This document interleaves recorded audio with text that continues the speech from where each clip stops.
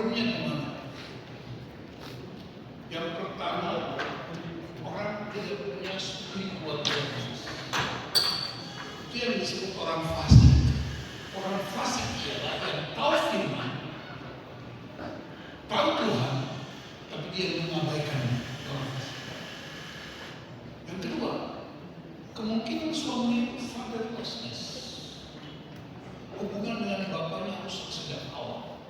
Karena kutuk terbesar di bumi ialah fatherlessness. Dan itu Maliaki bilang itu sebelum Alkitab penyelaman itu. Aku akan mengutus Nabi Elia kepadamu untuk mengembalikan hati bapa kepada anak, hati anak kepada bapa, supaya smite the earth ditegur, supaya kutuk tidak masuk. Berarti kutuk itu bisa tidak masuk kalau hubungan ayah dan anak-anak, orang tua dengan anak itu baik. Semua kutuk yang terjadi di rumah tangga, apa itu kutuk persinahan, kutuk perceraian, kutuk perselingkuhan, semuanya bersumber pada satu prinsip, yaitu tidak ada bapa. Paulus bilang kepada orang Korintus 1 Korintus 4 ayat 13-19, kamu punya banyak pendidik dalam Kristus, kamu punya banyak remaja dalam Kristus, tapi kamu tidak punya bapa. Maka perlu ada pembapaan yang boleh. Maka kita orang tua seperti kita ini mesti jadi bapa dan mama rohani buat generasi baru. Jangan biarkan mereka hidup sendiri. Pakai apa? Pakai firman Allah. Paulus bilang jadi teladan buat mereka. Kalau ini kita abaikan, maka kita tidak pernah akan temukan generasi baru. Kasus yang baru bisa kita mulai ibu tadi itu bukan satu-satunya, banyak sekali kasus yang mulai. Bahkan ada pria yang bersedia serahkan anak istrinya karena dia mesti bayar upah. Sekarang terjadi di Indonesia, bahkan di kantong-kantong Kristen. Puji Tuhan dalam bulan terakhir ini, saya dapat kepercayaan khusus untuk mengurusi kerjasama dengan Sinode Gemi di Timur, Sinode Gemi di Minahasa, nanti bulan depan Sinode Gereja Kalimantan Evangelis di Kalimantan, habis itu Gereja Muslim di Harmoni, Ternate, habis itu beberapa GPB, habis itu beberapa gereja karisma. Apa kesadaran tentang eklesia domestika, gereja rumah tangga. Jadi rumah tangga kita adalah gereja kecil, namanya eklesia domestika. Suami, istri, anak-anak itu gereja. Nah kalau suami, istri sama anak-anak sehat, pasti gereja besar kita sehat. Dimulai dari siapa? Dari bapaknya. Itu problemnya. Jadi kita kasus-kasus itu dia tidak bisa menggeser kebenaran firman. Ada tiga kebenaran ya.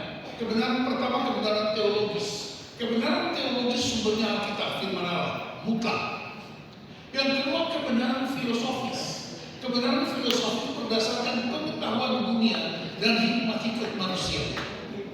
Baik tapi tidak benar, belum tentu benar. Kenapa? Karena semua yang baik belum tentu benar, tapi yang benar pasti baik. Yang ketiga kebenaran empiris, yaitu apa? Pengalaman sehari-hari. Nah, kebenaran empiris dan kebenaran filosofis harus selalu diterangi oleh firman Allah. Jadi, kalau ibu-ibu baca di Ibrani 1 ayat 3, ya, kalau usah buka kita, pakai catatannya. Ibrani 1 ayat 3 begini, dunia ini berputar di orbitnya karena ditopang oleh firman Allah. Ibu pernah lihat globe itu, bola dunia, dia bisa berputar karena ada jarum pentulnya di bawah, betul? Kalau jarum pentulnya patah atau rusak, dia akan jatuh.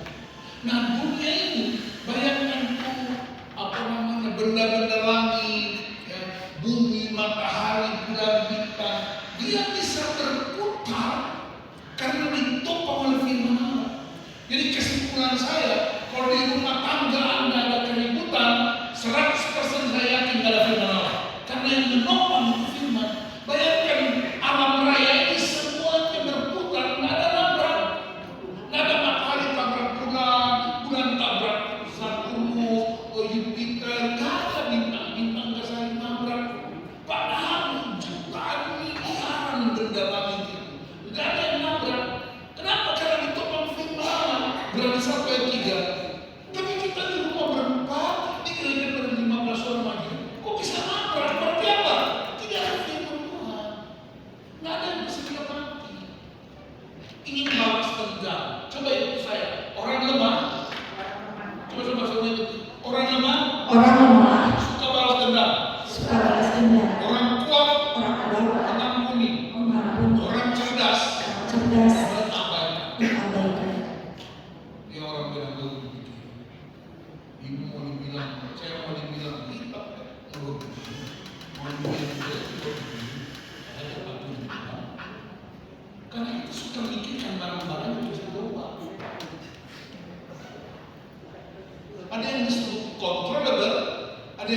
uncontrollable.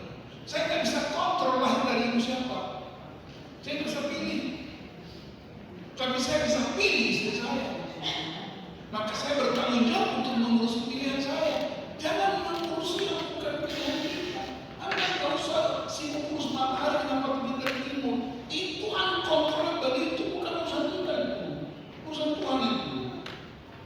Kita urus saja anak kita karena kita melahirkan mereka. Nggak usah urus tentang berapa presiden. Itu presiden itu dibayar untuk urus negara ini. Ngapain dia urus untuk urus kegiatan presiden? Urus rumah tangga yang nggak beres. Urus suami satu aja kan beres. Urus 280 juta orang.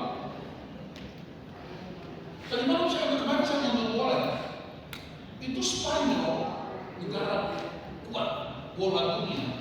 Dia melawan sebuah negara kecil, namanya apa Verde, Anjo Hijau. Apa Verde? Ya, itu negara di Afrika Barat. Jumlah penduduknya 186.000. Ini negara kepulauan, 10 pulau besar di negara itu. Negara kepulauan. Hanya 186.000 penduduk. Lebih kecil dari Maluku. Bahkan mungkin berapa kali lipat dari DKI yang 10 juta. Ini 186.000 penduduk. Bisa ikut Piala Dunia. Kita 280 juta orang. Jangankan Piala Dunia, yang lain-lainnya berapa? Tahu kenapa? Karena korupsi, manipulasi, semua habis. Semua mau rangkap. Pendeta rangkap politisi. Udah pendeta-pendetanya yang jadi anggota dewan sekarang. Semua rangkap. Padahal ada pilihan masing-masing. Jadi semua, karena apa? Kita kejar keuntungannya. Lalu kita tidak profesional mengurus pilihan. Saya menikah dan punya 2 anak. Saya urus 3 orang ini dengan profesional. Apapun yang saya kasih pekerjaan saya. Tapi itu enggak. Rumah tangga nggak beres tapi khotbah. Rumah tangga nggak beres tapi konseling orang. Ada pendeta yang cerai tapi konseling orang nikah, orang Batak.